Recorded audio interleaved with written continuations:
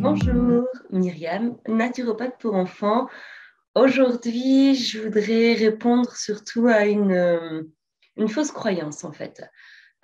J'entends parfois on ne peut pas donner des fleurs de bac aux enfants car elles contiennent de l'alcool. Donc, je voudrais te faire cette petite vidéo pour t'en expliquer un petit peu plus. Le principe des fleurs de bac qui a été créé par le docteur Edouard Bach, c'est une infusion solaire de fleurs et de bourgeons d'arbres.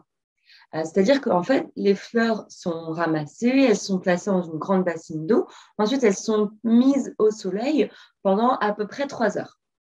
Ainsi, l'eau, elle va se charger en fait de l'énergie de la fleur.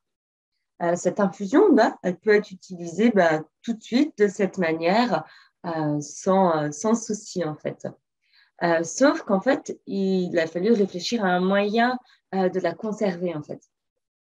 Donc voilà pourquoi le docteur Edouard Bach a utilisé du brandy pour réaliser en fait ce qu'on appelle un élixir mère, puisque les fleurs de bac sont des élixirs. On prend en fait la moitié de l'infusion solaire et on la met dans un temps pour temps, donc la moitié de brandy. Et ça, c'est vraiment ce qu'on appelle voilà, l'élixir mère. Et pour réaliser en fait les flacons qu'on trouve dans le commerce, les petits flacons de 20 millilitres, on prend 2 gouttes de cet élixir mère qu'on place dans 20 millilitres de brandy. Donc là, déjà, tu comprends que c'est quand même quelque chose qui est relativement dilué. Mais on est toujours dans de l'alcool, hein, on est bien d'accord.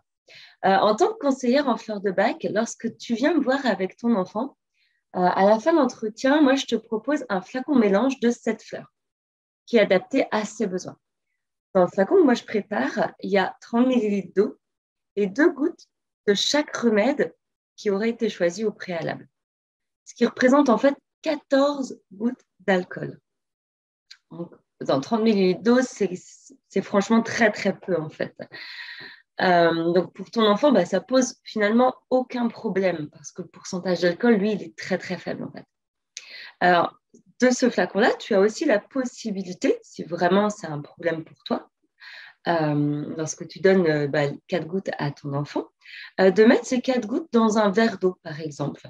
Donc, ce qui dilue encore une fois le pourcentage d'alcool. Voilà pourquoi, en fait, le fait que les fleurs de bac contiennent de l'alcool ne pose aucun problème. Parce qu'en vérité, on approche les 0,5% d'alcool, en fait. C'est rien, en fait. Ce serait bien dommage, en fait, de se passer ce merveilleux soutien émotionnel qu'apportent les fleurs de bac, en fait. Tout ça juste pour cette croyance. Il faut comprendre qu'aujourd'hui, dans la société dans laquelle on est, ton enfant, il consomme bien pire que de l'alcool, en fait. Enfin, que 0,5% de l'alcool, pardon. Savais-tu qu'un verre de jus d'orange qui aurait été laissé, par exemple, toute une après-midi sur la table et qui sera bu ensuite, contient de l'alcool du fait de la fermentation qui se fait à l'air libre, en fait. Voilà, j'espère que cette vidéo t'aidera. Juste un petit bémol, il est possible de mettre les fleurs de bac sur des granules d'homéopathie. Moi, je ne trouve pas que ce soit une bonne idée. Je te mettrai en lien la vidéo dans laquelle je parle justement, où j'évoque ce sujet des fleurs de bac sur des granules d'homéopathie.